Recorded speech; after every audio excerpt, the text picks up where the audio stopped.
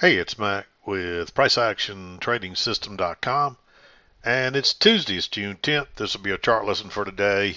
And a quick look at our daily chart. You can see we continue to push higher here. We're working off, it's kind of hard to see that trend line in there, but we're still working off that trend line. Even when we traded down here last week, we closed back above that trend line. So we haven't had a close outside that. We had this one working up and we had the close outside, but it looks like we maybe have a flatter one going here as well because we have not had a close outside of it, and we've bounced off of it at least 3 times now. So I'm going to call this a good trend channel here. It looks like a spiking channel up. So we may continue to push higher. We've got a target here and a target here, and then a target back the original highs, all-time highs up here as well. So as of now, I would say we're still moving higher. And you can see it was a bullish day today. It looked like it was going to be another low volume range day, but I believe there's a two-tiered channel that was working up today. And you'll see that when we flip over to the 2000 tick chart. But there it is on the daily chart. We bounced off that trend line and closed higher. We haven't closed. It's about 5 minutes left in the day today. It looks like we're going to close near the high, though, unless something crazy happens in the next few minutes. So let's pause it here and flip over to the 2000 tick chart. And it's not going to take long at all. There's not many trades today. Even though there's some movement, there weren't many setups or trades today. It happens sometimes. We've had this happen a lot lately, it seems like. But let's flip over there and we'll go from there. And here it is. There wasn't really any news today. There was medium impact. Trump spoke today at 3 o'clock. It doesn't like it affected anything really. But you can see the two-tiered channel working up here, and looks like we confirmed it right here. You can see the midline coming into play as well, and we're turning down off the upper side each time. So I do believe that's valid. Um, so I believe we were in an uptrend most of the day. So you can see there's not many trades, and there's a few red and blue and just a handful of green ones, 2 or 3 green ones. So it's unfortunate that we didn't get more setups than we did. I didn't mark this one, but I'm going to go ahead and make that green. We'll talk about it when we get to it. Um, if you didn't see the channel, you may have missed that one, but you do have the break and a move to a new low there. Okay, I already had an interruption. Just seemed like as soon as I get trying to do this video, a million distractions are going to occur. But anyway, it looked like we might be in a range today, but you can see the two-tiered channel. We had 2 legs down, and then we spiked up. It looked like we were just going to work sideways and be mixed, but we did break on out here, and we didn't really go much higher. You could still say we pretty much traded, had somewhat of a range day, but it was really uphill most of the day. So we're making higher highs and higher lows here the whole way until here, and that's just going into the close there. So, but let's zoom in. We'll go through the trades. 7 o'clock came. We had the break here to move into a new high, and 7 o'clock came in here, right in here somewhere. We actually had a 2 legs back here, but there's no setup. But by the time you bounce here, you could argue there's a triple test with a nice signal bar. So break above that, you can go long. We got another one here. I didn't mark this one because we're still in this down channel here. But you've got so many bounces there, and technically you could argue for that one. I'll mark it green. We turned down up here, but that one made a new high. I think you need a new low there, or a lower high there, and you don't get one. And then we bounced again, but I don't like that signal bar. I don't like that signal bar. We turned down on a breakout. We're still in that channel. The signal bar doesn't qualify. And then, of course, we bounced down here again, yet again. So now we bounced 1, 2, 3, 4, 5, 6, 7, 8 times. I think you have to go long there. Runs up. It breaks out this time. You would expect it to make a measured move on a breakout. And you can see it actually goes higher. But what it does, it goes up here to the upper side of the channel and turns back down again. And notice what happens up here. We tested this once, twice, 3 times. I marked this one green. The only reason I like this was because it does close outside the low here, and we've moved quite a bit higher here, and we've moved more than a measured move based on the width of this original range. We've got a break of this and several legs. With that triple test, I like going short there. If it would have closed inside the range, I'd say no. And even now, I still marking it green, but there's reasons to like that trade. So maybe you take that trade. And it runs down here and bounces. I meant to mark this one. I missed these two here. This one should be green. And this one's supposed to be blue. And you might even take this one as well.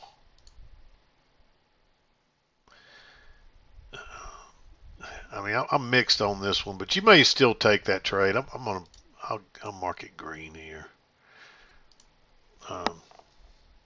Because it should have taken off there. Because notice we're working now first entry, second entry, and when it doesn't take off, that makes that one suspect.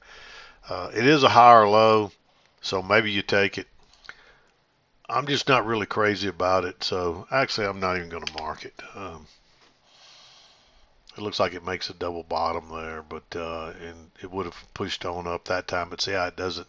The fact that it didn't go higher on this second entry or didn't move any further than that and kind of get stalls at the EMA, that's a good enough reason to skip that one.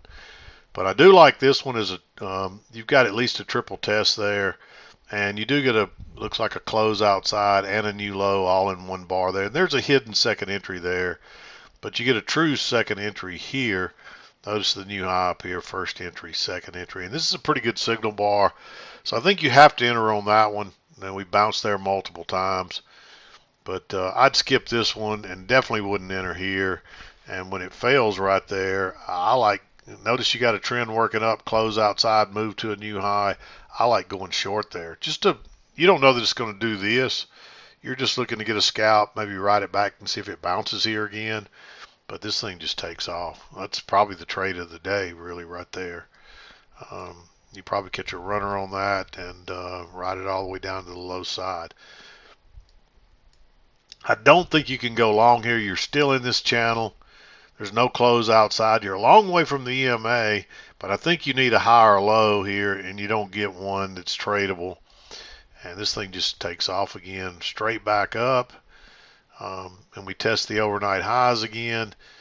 Notice here that we got a close outside a new high, and then we get a second leg up.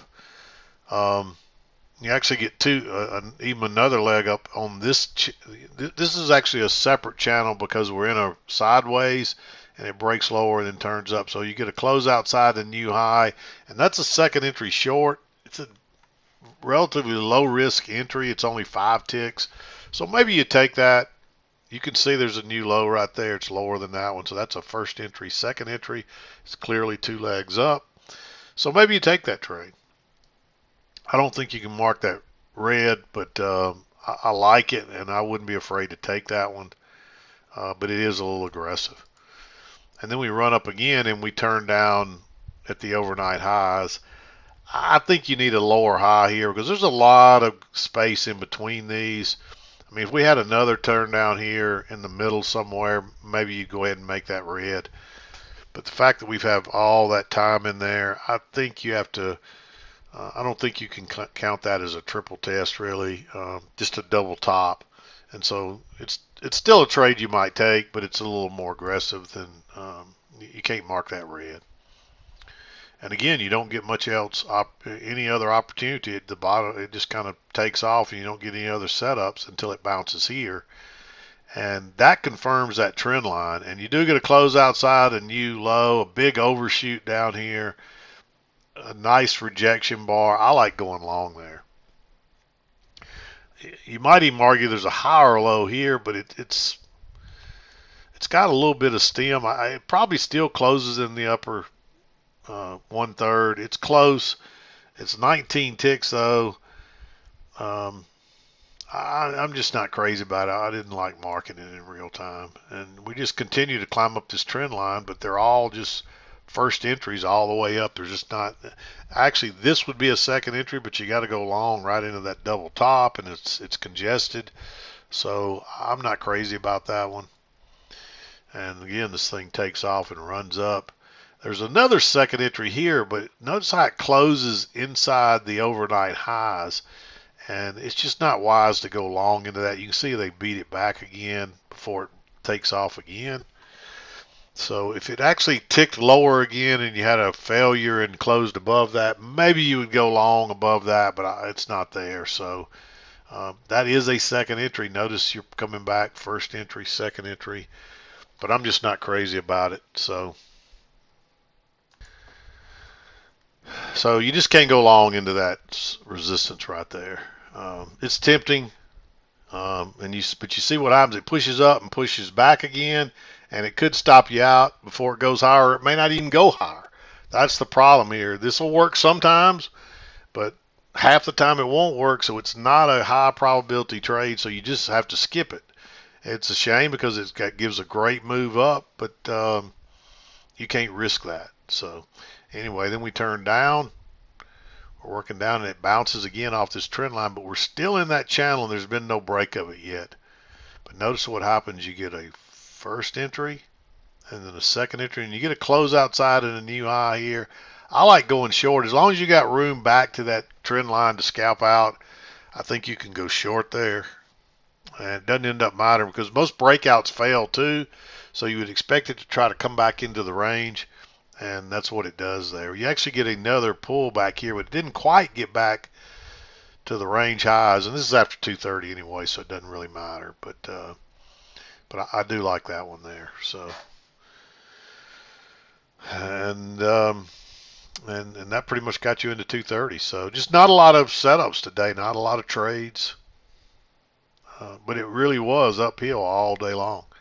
It doesn't feel like a strong uptrend. It's really not a super strong uptrend, but that's a nice two-tiered channel working higher. There's just a lot of room back on the corrections. And it takes a good bit of every move up back each time. And then we end up closing. We end up just kind of playing that resistance line, acting as support and resistance late in the day there into the close.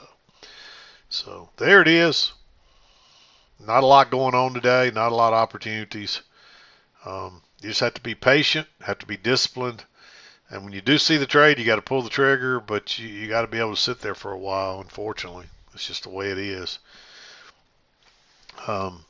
People that aren't used to the high volatility complain about it, and then you get used to it, and then when it goes away, people complain that it's gone away because the trading you got to be more disciplined, and you got to be able to sit there and just wait and be patient, and that's hard. That's harder to do for some people than the high volatility, because with the high volatility, at least you get a lot of action and you get a lot of opportunities to enter. And when it's slow and low volatility, you just have to sit there and watch the price. It's like watching paint dry. It's not fun. And so you're kind of danged if you do, danged if you don't when it comes to that volatility. So to me, when it's high volatility like we had there for a while, it's easier trading because the moves are all bigger. Yeah, the bars are bigger and your stops are bigger, but they hardly ever get challenged. You take very little heed, the market just takes off, and it's easy to get your scalp and get out and get a runner. And so I kind of like that high volatility. But anyway, it is what it is, and it's just a little slow right now. So just hang in there. Every time it starts to get like this, it's not long before something crazy happens and it takes off again. So it's a good chance we'll have that happen again. So just follow the price action, stay focused, stay disciplined, be patient, and when the trade presents itself, don't hesitate. Take it, because it may be an hour before you get another one, and that's just the way it is. So anyway, I'm going to wrap it up. We'll be back again to do it tomorrow. I'm done for today. This is Mac with PriceActionTradingSystem.com, and we'll see you next time.